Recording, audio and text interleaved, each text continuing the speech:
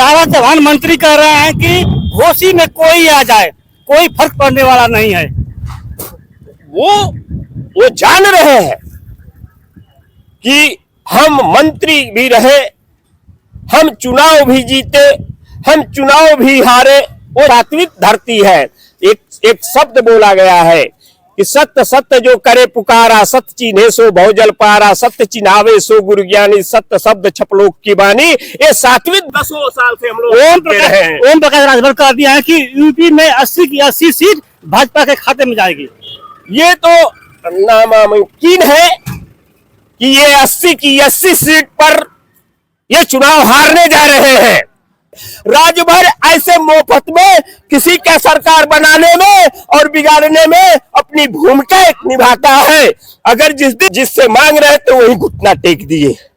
तो इसलिए वह घुटना टेक करके एक टिकट के लिए चाहे 2 टिकट के लिए अभी कंफर्म भी नहीं हुआ कि वो कमल के पुल से लड़ेंगे कि छड़ी से लड़ेंगे, कैसे लड़ेंगे।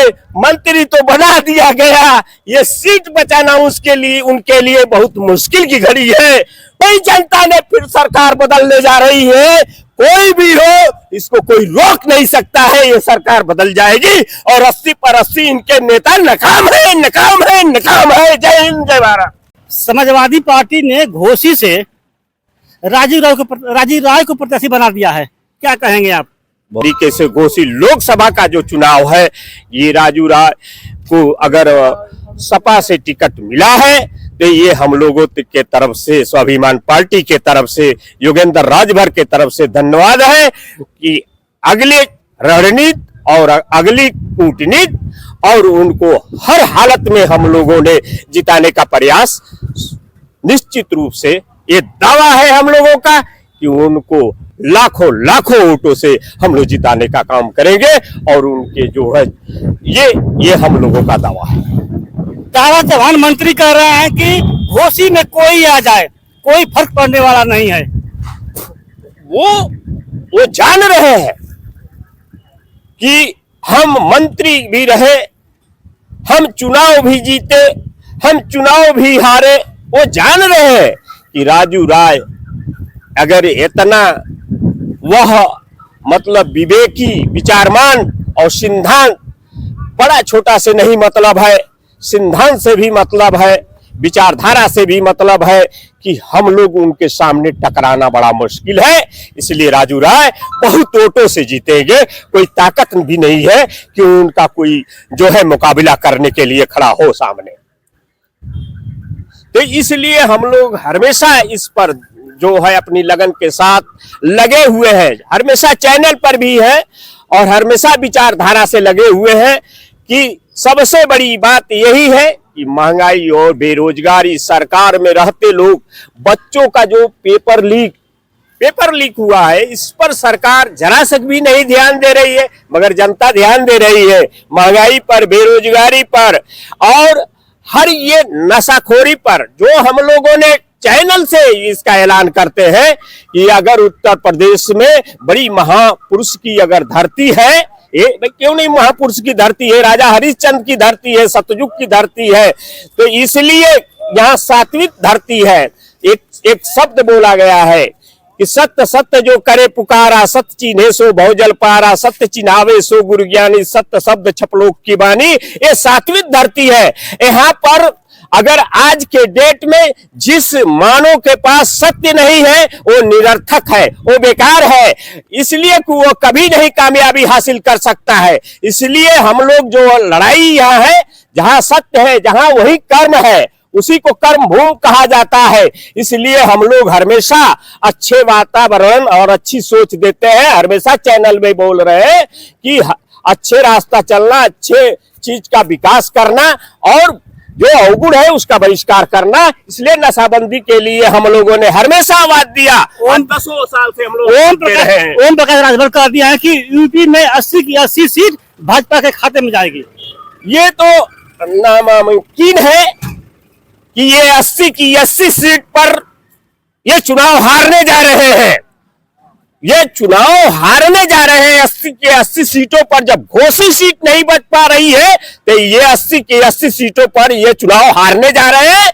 और ये हम लोगों की भी एक गारंटी एक हम लोग भी विश्वास देते हैं, ये भी विश्वास देते हैं, तो हम लोग भी एक विश्वास देते हैं कि 80 की 80 सीटों पर ये हार रहे हैं।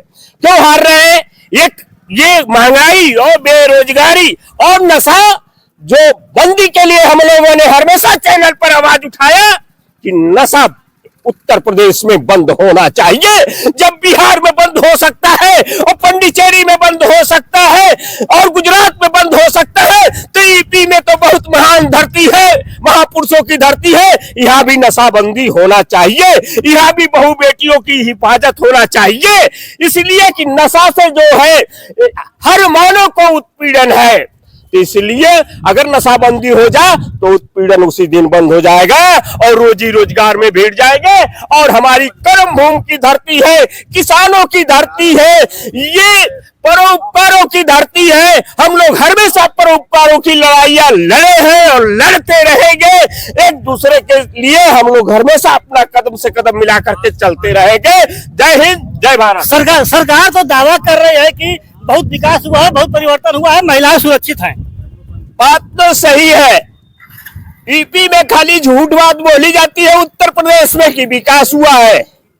यूपी में यही चीज है कि लोग झूठा वादा करते हैं और विकास के नाम पर, गरीब के नाम पर, अरे गरीब, आज एक सवाल खड़ा है कि राजभर जातियां आज भी पूर्वांचल में एक जनाधार है, इसका एक नहीं टूटा, क्रिमिनल एक्ट नहीं टूटा, एक्ट नहीं टूटा। अगर राजभर जातियों का एक्ट टूटता तो 12 सीटों पर राजभर चुनाव लड़ता एकदम मैदान में, खुले मैदान में। अगर इसका एक्ट टूट जाता तो, और हर पार्टी के लोगों ने, जैसे मल्लाह को टिकट मिल रहा है, कुर्मी को टिकट मिल रहा है और कुशवाहा को टिकट मिल रहा है, वैसे राजभर को हर लोकसभा से सीटें मिलती और कोई न कोई पार्टी टिकट देता और चुनाव मैदान में होता। और उनके पास कोई एक लोकसभा ऐसी सीट नहीं है जिस वक्त 2 से 2.5 लाख, 3 लाख, 4 लाख तक मतदाता है राजभर समाज के लोग। ये एक में होने के मतलब है कि इनको एक सीट दी जाती है। इसलिए आपके चैनल के माध्यम से ये मैं हमेशा आवाज देता हूं कि क्रिमिनल, राजभर का क्रिमिनल एक्ट हटना चाहिए। राजभर ऐसे मुफ्त में किसी का सरकार बनाने में और बिगाड़ने में अपनी भूमिका निभाता है। अगर जिस दिन इसका क्रिमिनल एक्ट टूट जाए उस दिन भी ये राजनीति में एकदम सक्सेस हो जाएगा और राजनीति करेगा और खुल्लम खुल्ला करेगा और दावेदारी के साथ करेगा।